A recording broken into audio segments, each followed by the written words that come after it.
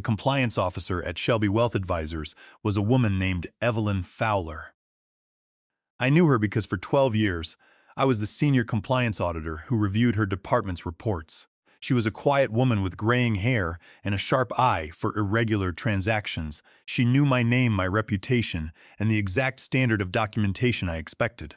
On a Tuesday morning in October, I walked through the glass doors of the wealth management firm on Poplar Avenue in Memphis at 9:30.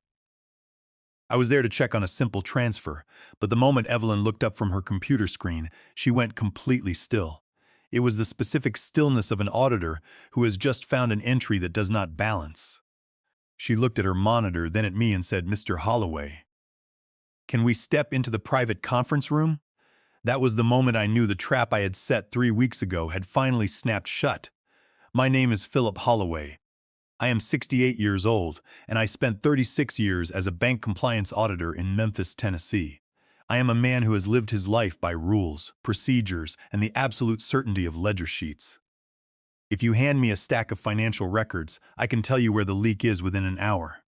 But when my wife, Clara, died of a stroke 10 months ago, I learned that grief is not a ledger. It does not follow a neat set of rules. Clara, a landscape designer, had spent 30 years turning our backyard on Tanglewood Drive into a sanctuary. She kept notebooks detailing what each plant needed. After she was gone, the house felt too large, the garden too quiet, and I spent my days reading her old notebooks, trying to understand how to keep her plants alive. I have 2 children. My son Nathan is 38. He works as a high school guidance counselor in Nashville, and he inherited his mother's warmth. He called me twice a week, drove down to help me clean the gutters, and never asked a single question about my pension or my retirement accounts. My daughter, Eleanor Hensley, is 44. She lives in a large brick home in Germantown, a wealthy suburb of Memphis, and she is married to Gordon Hensley, a commercial real estate broker. Gordon is a polished man who treats every family dinner like a networking opportunity. Eleanor's ambition had turned into desperation because Gordon's brokerage firm was struggling to maintain their lifestyle. 6 weeks after Clara's funeral, Eleanor came over to the house. She did not come to help with the garden. Sitting at my kitchen table, she asked if I had updated my estate plan to restructure assets and avoid probate. She mentioned that Gordon had contacts with estate lawyers and could help me draft a new will. I listened to her, saying very little. I had spent my entire career listening to people who were trying to guide me toward a specific financial conclusion. I noted the date, the time, and the summary of her questions in my black notebook. I have kept a daily work log for 35 years. It is a habit I could not break. By December, Eleanor's questions became more specific. She asked about my online banking setups. She told me that online security was becoming dangerous for older people and that she and Gordon should have administrative access to my accounts to protect me from fraud. She asked for my login credentials to set up a secured family portal, but I told her I could manage my own passwords. She frowned, muttered something about me being stubborn, and left. I went to my study and wrote down the conversation. I also checked my credit reports. There, I found the first real trace. In January, someone had run a pre-qualification credit check in my name for a home equity line of credit on my Tanglewood Drive house. The request had been blocked because I have kept a strict security freeze on my credit file for 15 years. But the attempt was documented. The second finding came in March. I had gone to the grocery store, and when I returned, I found Eleanor in my study. She was sitting at my desk, and my laptop was open. The moment she heard my footsteps, she closed the lid quickly and stood up. She claimed she was looking for a recipe book, which belonged in the kitchen. I did not confront her. Instead, I waited until she left, and then I spent 6 hours running a complete digital forensic audit on my computer. I audited my router and session logs for Shelby Wealth Advisors. My account had been accessed at 3:12 a.m. on a Tuesday in February from Eleanor's Germantown IP address. She had copied my passwords from the notepad I kept in my desk drawer. A normal father might have felt deep sorrow or disbelief. I felt a cold, professional clarity. I knew the pattern, and I knew where it was heading. Eleanor and Gordon were not just looking, they were planning a liquidation. The next morning, I called Sylvia Thorne, a sharp estate litigation lawyer whose office was on Madison Avenue. She was 56, and she did not waste time with small talk. I showed her my logs, the unauthorized credit inquiry, and the Germantown IP log. Sylvia reviewed the logs and asked what I wanted. I told her I wanted to protect my assets, but I also wanted to create an undeniable, legally binding record of the betrayal. I wanted Eleanor to face the consequences of what she was doing. Sylvia and I spent the next 3 weeks restructuring my estate. We created the Philip Holloway Living Trust, naming Nathan as the successor trustee and sole beneficiary of the Tanglewood Drive house. I transferred my entire retirement portfolio, valued at $2,200, out of my personal accounts and into the trust. But I didn't close the old personal brokerage account at Shelby Wealth Advisors. I left it open, and I left exactly $35,000 in it. This was the decoy. I knew Eleanor was monitoring the account online. If emptied, she would know I was onto her. The $35,000 looked like my normal operating balance. I also drafted a formal revocation of power of attorney, filed it with the Shelby County Register of Deeds, and sent a certified copy directly to Shelby Wealth Advisors. I was ready. After Sylvia and I established the living trust and moved the main assets, the house on Tanglewood Drive became a watchtower. I sat in my study during Memphis evenings, the glow of the monitor the only light, and watched the digital logs of the Shelby Wealth personal account. Every 12 to 14 days, there would be a login at 2 Lee or 3 in the morning from the Germantown IP address. Eleanor was checking. She was verifying that the $35,000 was still there. I could almost feel her impatience through the screen. For a woman trying to maintain a high society lifestyle in a suburb where her neighbors drove $90,000 SUVs, a balance of $35,000 was a target that was growing more tempting by the week. She believed it was all I had left. In June, Eleanor and Gordon hosted a family dinner for Father's Day. It was a calculated affair. They lived in a subdivision with manicured lawns and double-entry doors, the kind of place designed to project wealth even when the bank accounts are empty. Gordon spent the evening talking about a commercial strip mall in East Memphis. He was trying to broker, his voice slightly too loud, his laughter slightly too forced. He poured me a glass of whiskey I did not want and said, "Philip, you know, at 68, you really shouldn't be worrying about the daily grind of bill pay and account management. Eleanor and I can take that off your plate. We just need to get the paperwork in order so I can interface with Shelby Wealth on your behalf." I looked at Gordon. I looked at the way his eyes remained flat even while he smiled. I had audited hundreds of lenders just like him over 36 years. Men who believed that a confident handshake could mask a delinquent balance sheet. I said, "I like the daily grind, Gordon. It keeps the mind sharp." Eleanor stepped into the room then, holding a tray of desserts. Her smile was tight. She said, "Dad, Gordon is just trying to protect you. We heard about a man in Midtown who had his identity stolen and lost everything because his kids weren't monitoring his accounts. We don't want that to happen to you." I noted the exact words in my head. I went home that night and wrote the conversation in my black notebook, dating it June 18 at 21:15. 2 weeks later, on a hot Thursday in July, Eleanor came to the house alone. She brought a stack of papers. She sat at the dining room table, pushing the garden notebooks Clara had left there to the side. It was a small gesture, but it felt like a cold intrusion. She pulled out a document and set it in front of me. "It's just a standard durable power of attorney, Dad," she said, her voice soft rehearsed, "and a medical directive. If something happens to you, Gordon and I can handle the house and the utility bills. It's what Mom would have wanted." I looked down at the signature line. I did not pick up the pen she offered. I said, "I'll read it over this weekend, Eleanor."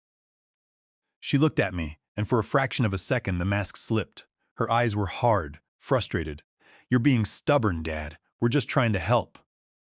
She left the documents on the table. The next day I took the documents to Sylvia Thorne's office. Sylvia sat behind her oak desk, her glasses resting on the bridge of her nose, and read through the pages. "This isn't just a standard utility and medical proxy," she said, tapping her finger on the third page. "This is a full, unrestricted, durable power of attorney. If you sign this, Eleanor has the legal authority to sell your house, liquidate your brokerage accounts, and execute loans in your name. TCA, Section 34.6.101 gives her absolute control over your estate the moment it is signed. I nodded. I know, I said, and I have no intention of signing it. Sylvia looked up at me. She's desperate, Philip. Desperate people do not stop when they are ignored. They adjust their methods. I took the unsigned documents back home and locked them in my filing cabinet. I did not call Eleanor to discuss them, and she did not ask about them for 3 weeks. But the digital logs told the real story. The logins from Germantown became more frequent. In August, there were 6 logins in a single week. Eleanor was checking the balance daily now. On September 5, I called my son Nathan. I told him I had established the trust and that his mother's house was secure. I did not tell him about the credit inquiry or the Germantown IP logs. I wanted to protect him from the weight of it. Nathan said, "Dad, I'm glad you took care of the house. I was talking to Eleanor last week, and she was asking a lot of questions about the property value. She seemed intense. I just want you to be safe." I told him I was paying attention. The transition from contemplation to execution occurred in mid-September. Eleanor and Gordon realized I was not going to sign the durable power of attorney, so they decided to proceed without my signature. On September 22, the digital logs for my Shelby Wealth Advisors account recorded a new type of activity. It was not just a login. Someone had accessed the document upload portal. They uploaded a scanned PDF of the durable power of attorney I had refused to sign. I downloaded the uploaded document immediately. It bore my name, my details, and what appeared to be my signature at the bottom. It had been notarized by a notary public named Julian Vance with a stamp dated September 20. But I had been at home on September 20, working in the garden, and I had never met Julian Vance in my life. The signature on the paper was a clean forgery of my handwriting, copied from the estate documents Eleanor had found in my study. What Eleanor did not know was that 3 weeks prior, Sylvia and I had filed the formal revocation of power of attorney with the Shelby County Register of Deeds, and a copy was already sitting in Evelyn Fowler's compliance file at Shelby Wealth Advisors. Under Tennessee law, a revoked power of attorney is dead, and a forged one is void ab initio, invalid from the very beginning. When the automated compliance system flagged the document upload against the revocation file, Evelyn Fowler was alerted. She went to the database, compared the forged signature on the upload to my historical signature cards on file for 12 years, and found the discrepancies. On Tuesday, October 3, at 9:30, Evelyn Fowler called my cell phone. She said, "Mr. Holloway, we have a document here that requires your immediate attention. Can you come in?" I told her I would be there in 20 minutes. I walked through the lobby of Shelby Wealth Advisors on Poplar Avenue. Evelyn Fowler was waiting for me. She did not speak in the main area. She led me down a short hallway to a corner conference room, closing the door behind us. On the wooden table was a printed copy of the document that had been uploaded to their portal. It was the durable power of attorney. She turned the document to the signature page. "Mr. Holloway," she said, "our compliance protocol requires us to verify any new power of attorney against existing files, especially when we have a formal revocation of authority on record. I want you to look at this." I looked at the signature. It was an excellent copy, but it was too perfect. A trace of the signature from the old estate documents in my study drawer. I had audited documents for 36 years. I knew that signatures vary naturally. I looked at the notary stamp. It belonged to Julian Vance, a notary commission registered in Shelby County. Evelyn Fowler said, "Our system flagged the upload location. It was submitted online from a residential IP in Germantown. Furthermore, we ran a verification on Julian Vance. He is a notary who operates out of a small shipping and packing store in North Memphis. We contacted him this morning. He claimed a woman matching your daughter's description, brought the document in, signed by you, and he notarized it without you being present. That is a direct violation of Tennessee notary law." I sat back in my chair. "It is forgery, Evelyn," I said quietly, "under TCA, Section 39.14.1 and 14. This is a Class D felony because of the value of the account they were trying to access. I did not sign this document. I did not authorize Julian Vance to notarize my signature, and I have never met him." Evelyn looked at me, her face expressionless but her eyes sharp. The account balance is currently $35,000, she said. We have frozen the account completely. No funds can be transferred, and no online access is permitted. We have also flagged the Germantown IP address from accessing our servers. I have the digital footprint logs, the document upload metadata, and the notary verification report ready for you. I thanked her and took the envelope she handed me. I left Poplar Avenue and drove directly to the Memphis Police Department's East Precinct on Tillman Street. The lobby was noisy, filled with the ordinary chaos of a city police station. People waiting to file reports for broken car windows, stolen bicycles, and neighbor disputes. I waited for 20 minutes before a young officer named Davidson called me to the counter. He was in his mid-20s, his uniform crisp, his expression tired. I set the envelope from Shelby Wealth on the counter and told him I wanted to file a report for elder financial exploitation and forgery. He pulled up a template on his computer and began typing. "Who is the suspect, sir?" he asked. I looked him in the eye and said, "My daughter, Eleanor Hensley." Officer Davidson paused, his fingers hovering over the keyboard. He looked up, surprised that a father was reporting his own daughter. He cleared his throat and asked me to explain what happened. I gave him the facts. I did not talk about my grief, my late wife Clara, or the garden. I gave him dates, times, IP addresses, and account numbers. I told him about the credit inquiry in January and the unauthorized access in February. I told him about the forged durable power of attorney. He wrote it all down, printed the report, and handed me a copy. "This will be referred to the Financial Crimes Division," he said. "A detective will contact you." The call came the following afternoon. The detective was a woman named Diane Miller. She had been with the Financial Crimes Division for 14 years, a compact woman with short brown hair and the tired, patient eyes of someone who had spent a career looking at spreadsheets of bank fraud. She asked me to come to her office at the Central Precinct downtown.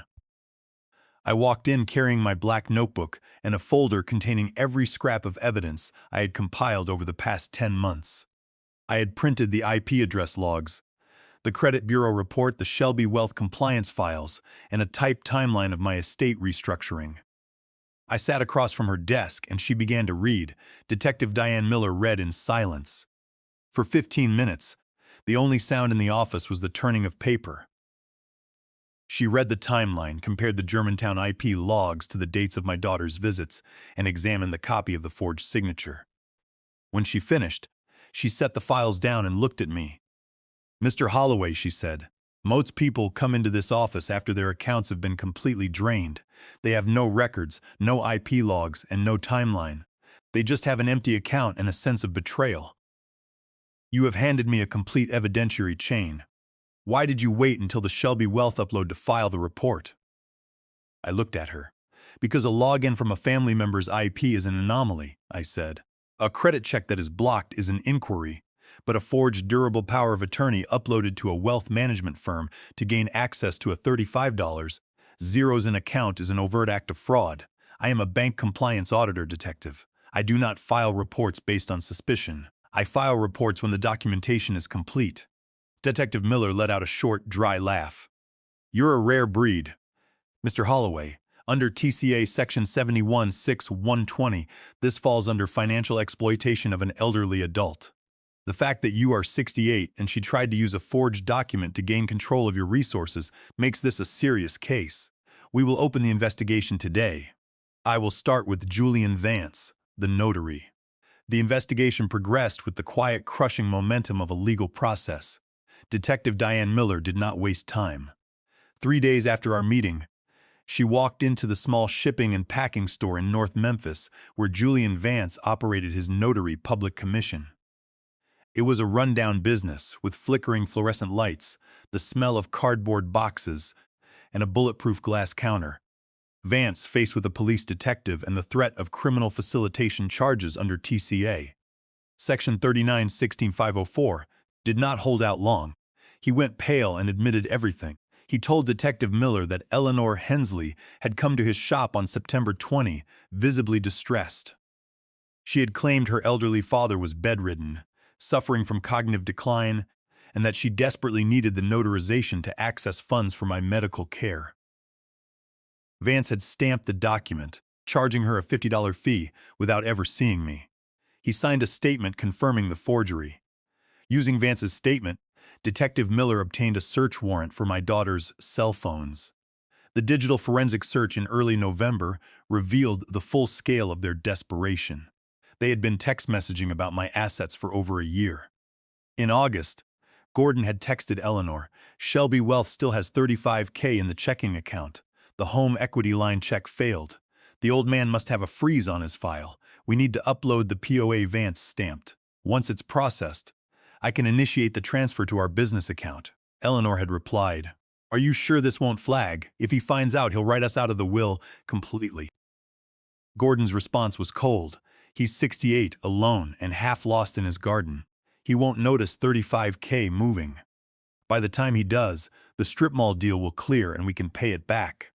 There were dozens of messages like this, charting their rising debts and their cold calculation of my perceived weakness. They had calculated my grief as a form of cognitive decay.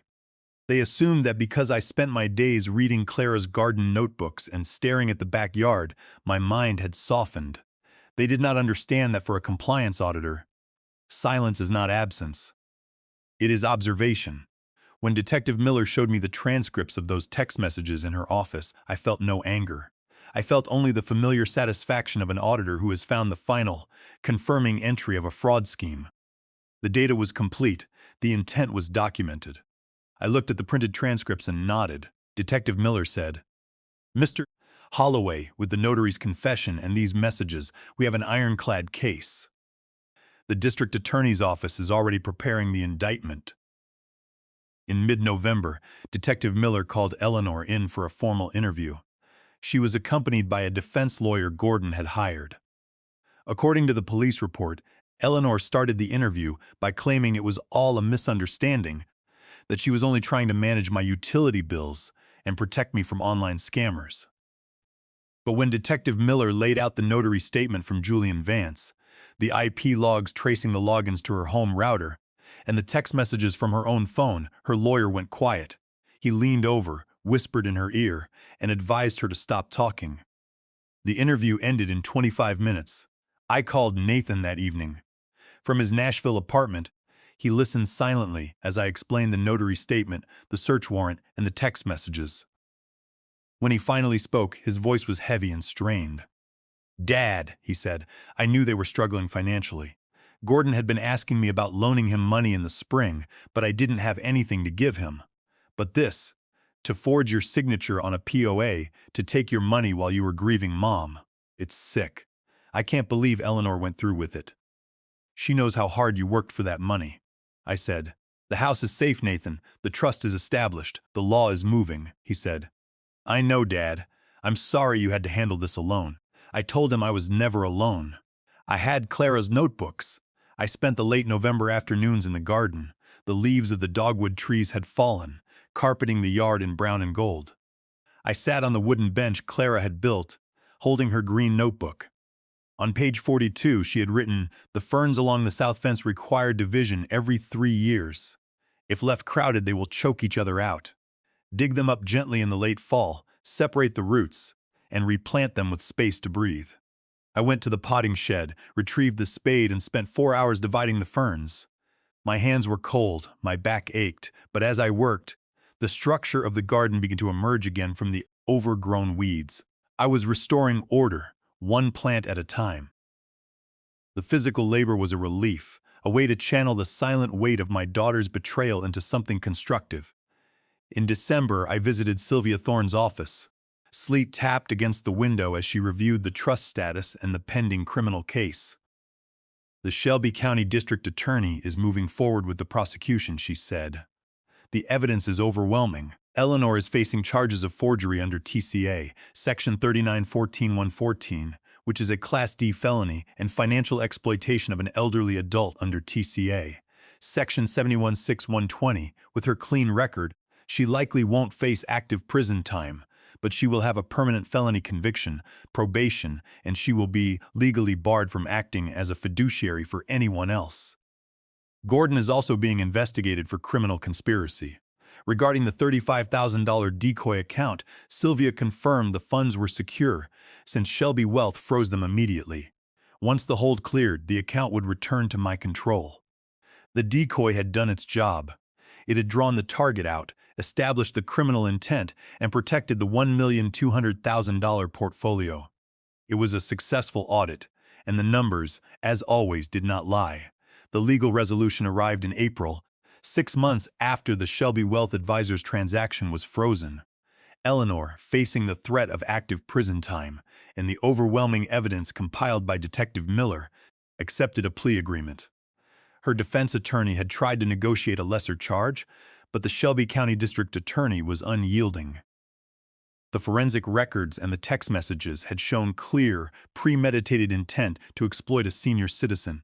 Eleanor entered a guilty plea to 1 count of forgery and 1 count of financial exploitation of an elderly adult. I sat in the third row of the courtroom, watching as the judge read the sentence. Eleanor stood with her head down, her eyes fixed on the wooden floor, her shoulders tense. She received a suspended sentence, 5 years of probation, and was ordered to undergo mandatory financial counseling. The conviction went on her permanent record, a digital entry that could never be erased. Gordon's fate was decided in a different forum. The evidence of his involvement in the conspiracy was referred to the Tennessee Real Estate Commission and his firm's compliance committee. In February, Gordon's broker license was suspended, and he was forced to resign from his commercial brokerage firm. The lifestyle they had tried so desperately to protect, the suburban house in Germantown, the private club memberships, the illusion of wealth, collapsed under the weight of their own debts. They had to list their Germantown home for sale in May to pay off their creditors, and their luxury SUV was repossessed by the bank. The numbers, which they had tried to manipulate, had finally caught up to them, balancing the ledger in a way they had not anticipated. Under the terms of the court order and the restructurings Sylvia Thorne had executed, Eleanor was permanently barred from acting as a fiduciary, power of attorney, or executor for my estate. Sylvia explained the final paperwork to me in her Madison Avenue office. The Philip Holloway Living Trust was now the sole vehicle for my assets, fully protected under Tennessee trust law. Nathan was the successor trustee, and the Tanglewood Drive property would pass to him directly, safe from any future claims. Eleanor had been legally and financially cut off from my life. She did not call me after the plea agreement was signed. I did not call her. The silence between us was not angry.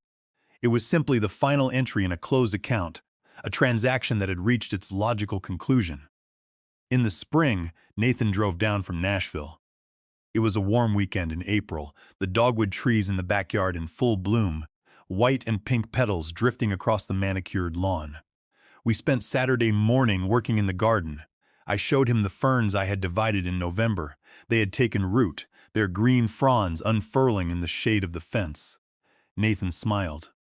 "Mom would have been pleased," he said. "She always said dividing the ferns was the hardest part because you had to trust that the roots would survive the split." I looked at the plants. "The roots are stronger than they look," I said. "You just have to give them space." We walked to the south fence where a tall, leafy shrub was growing. I had been unable to find its description in Clara's notebooks. Nathan looked at it for a moment, then reached out and touched a leaf. "She planted this because of the migrating warblers," he said. "She told me once that they passed through Memphis in October on their way south. The shrub puts out small red berries right around that time. It's their rest stop. She wanted to make sure they had food when the weather turned cold." I looked at the plant. I had lived in this house for 30 years, and I had never noticed the warblers. I had been too busy looking at audit reports, calculating variances, and verifying balances. Clara had been preparing for the season she would not see, creating beauty for the afterward. Nathan stayed for 2 days. We talked about his guidance counselor work, the books he was reading, and the small repairs the Tanglewood house needed. We did not discuss Eleanor or the court case. The subject was resolved, and there was no need to spend energy on things that were finished. When he drove back to Nashville on Sunday evening, the house felt quiet, but it was a peaceful quiet, not the heavy silence of the months following Clara's death. I went to the potting shed, returned the garden tools to their hooks, and sat on the back porch with a cup of coffee. The garden is doing better now. I have been following Clara's notebooks as precisely as I can. I have learned to read the shade, the moisture, and the seasons. In October, the shrub along the south fence put out small red berries, exactly as Nathan had said. I sat at the kitchen table with my coffee and watched as the small, yellow-breasted warblers arrived, feeding on the berries before continuing their flight. Clara had built the garden not just for the present moment, but for the afterward. She had designed it for the birds, for the fall, and for the husband who would be sitting by the window watching them after she was gone. I built my financial defense the same way. I did not build it out of anger or a desire for conflict. I built it for the afterward, so that when the betrayal occurred, the record would determine what was possible and what was not. I had spent 36 years as an auditor, verifying entries, tracing leaks, and enforcing rules. In the end, the most important audit I ever conducted was my own. The ledger was clean, the assets were secure, the record was complete, and it was mine. I would sit by the window and keep watching because that was what Clara expected me to do.